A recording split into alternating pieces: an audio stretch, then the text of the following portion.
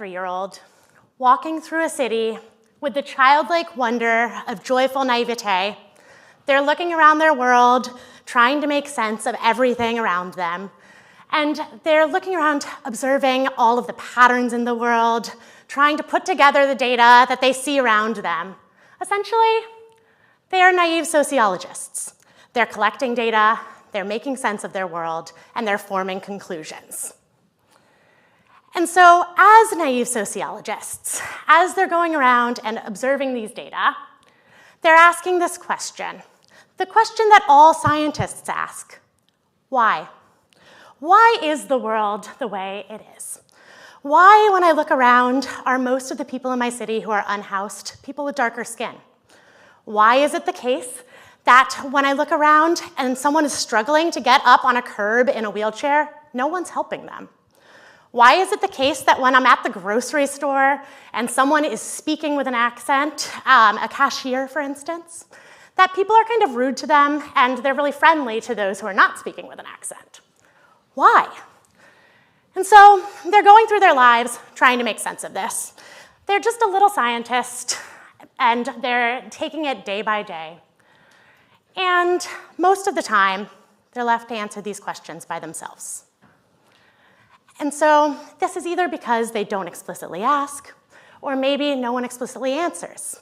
After all, as most of us are probably adults here, most of us feel kind of uncomfortable discussing things like structural racism, systemic inequality with other adults, let alone with children. And so we stay silent. We hush the child, we hurry them along, we tell them, not now, we'll talk about it later.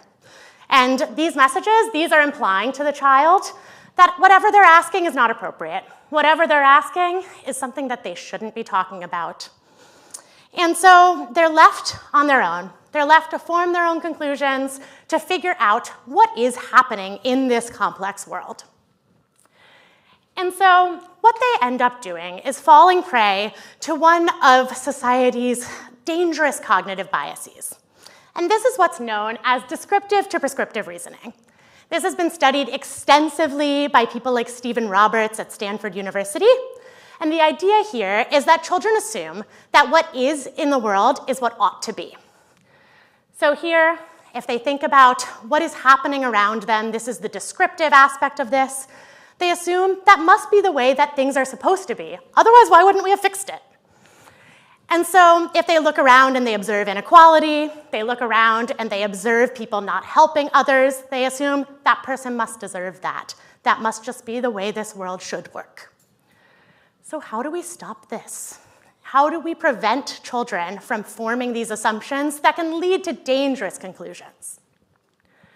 In my research, my team and I have focused on the role that parents can play here. And other adults can also be helpful, but we focus in particular on parents given their deep and personal connections that they have with children. And so here we focus on how parents can have conversations with children about social inequality and can lead to positive change. And so from here on out, I'm going to be talking primarily about race, but we'll come back at the end and generalize a little bit more to how this applies to other social inequalities as well. So remember that child I was talking about a little while ago. That child is similar to children around the world, from studies from Madison, Wisconsin, to South Africa, to China, to Israel and Palestine. We see similar results. Children as young as 5 years old are displaying racial biases. And we see this robustly from the time that children are 5 throughout childhood.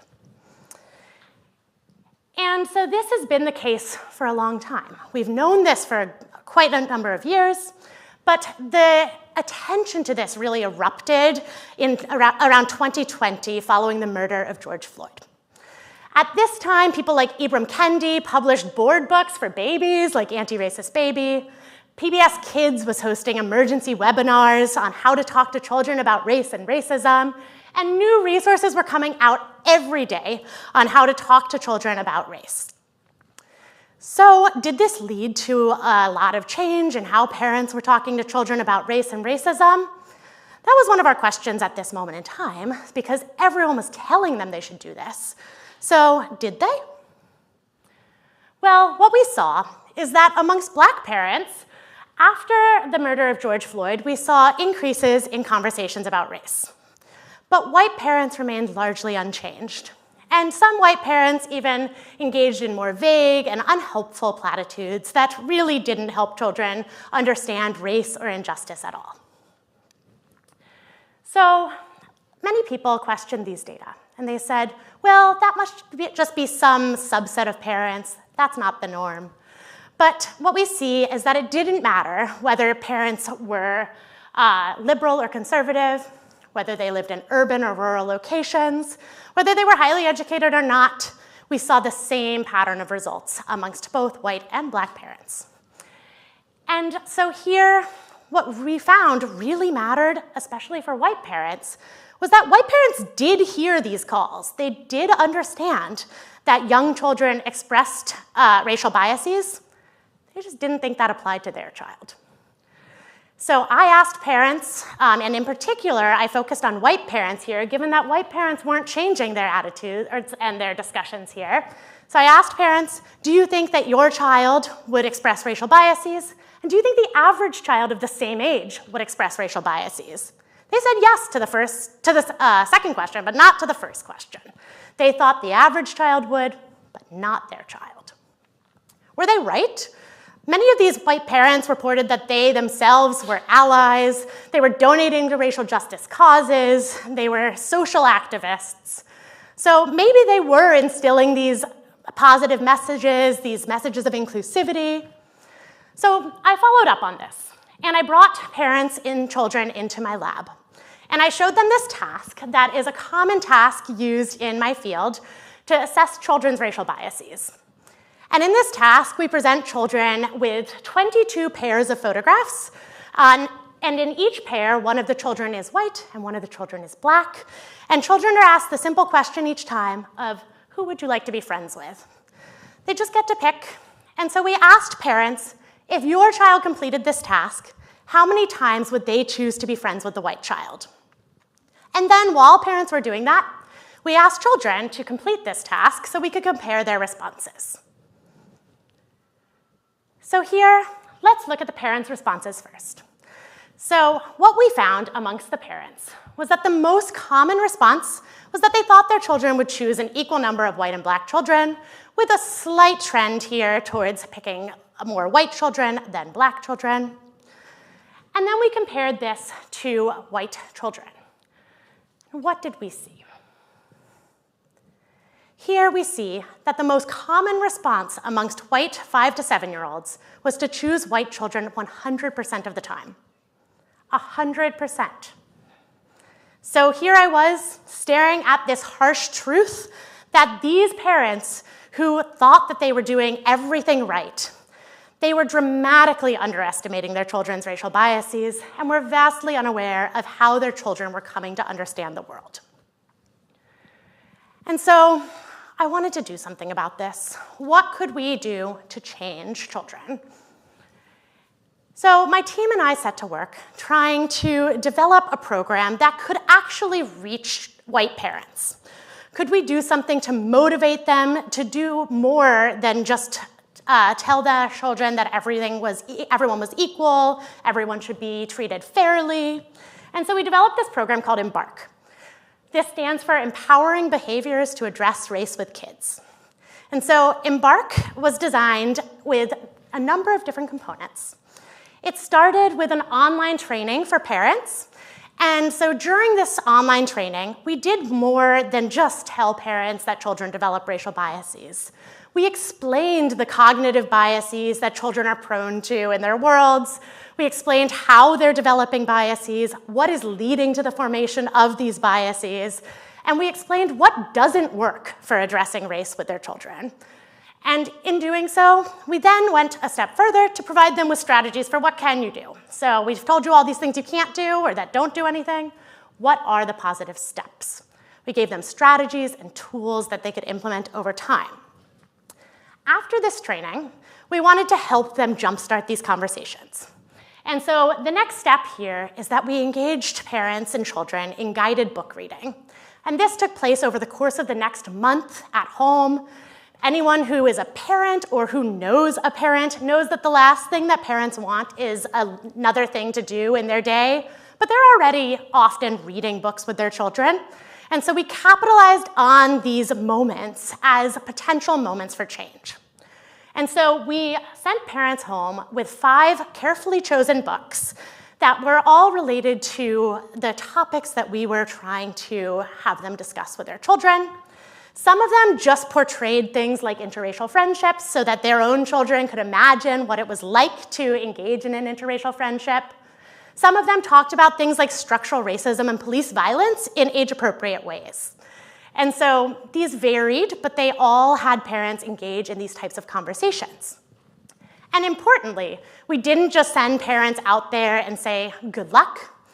Within each of these books, we inserted discussion questions on every few pages, asking them to connect to their children's own lives, giving them scripts for how to answer the hard questions that their children might ask, and really guiding them in how to make this guided reading more than just reading a book to their child, but to leverage this as a moment for change.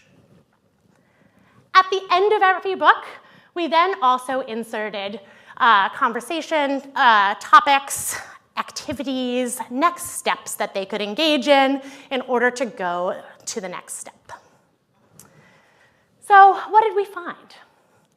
We found that parents who completed Embark, these white parents were no longer avoiding race. They knew what to do. They were given the tools to do it, and they understood the problem. So white parents here had more conversations about race with their children, and this wasn't just immediately after the intervention. It was months later. White parents had more confidence. They felt like they knew how to address these topics. And they understood the pressing issue and the pressing need to engage in these conversations. Even better, they were hungry for more. So they were seeking out more tools to address more advanced topics, to engage in further conversations with their children. We were really excited by this. And these were all in comparison to parents who were in a control condition. And so we were able to look at this in a way that didn't just look at change over time, but in comparison to those who did not participate in this exact same intervention. What about children? What happened to these children? Well, children who participated in this program, who read these books, who engaged in conversations about race and racism with their parents, they were more interested in friendships with Black peers.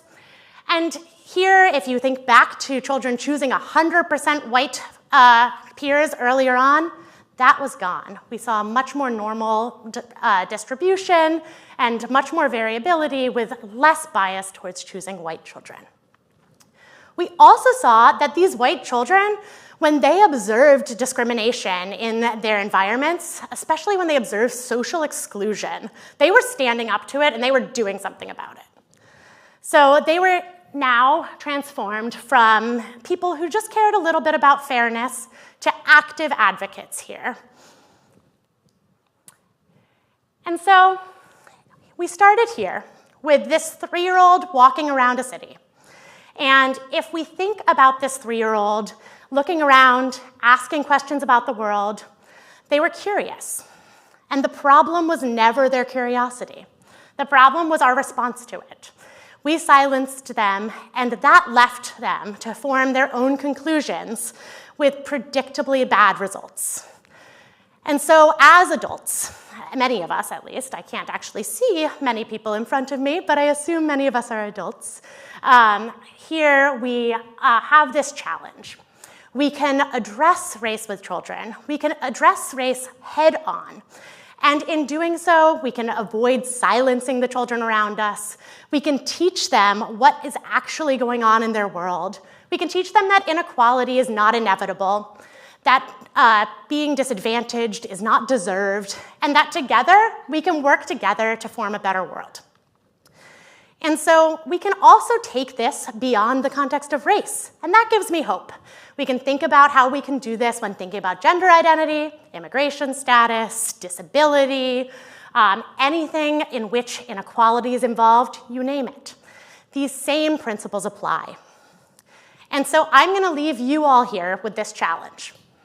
When you hear a child in your life, ask one of these hard questions. Ask a question about, why is someone unhoused? Why is that skin darker than mine? Why does that woman have a deep voice? Why does that person not speak English? When you hear those questions, resist that urge to quiet that child, resist that urge to change the subject, and instead help that child collect the data that they need to become the budding scientist that they are attempting to be. Because when we think about those children around us, when we think about our children in our world, they're counting on us to get this right. Thank you.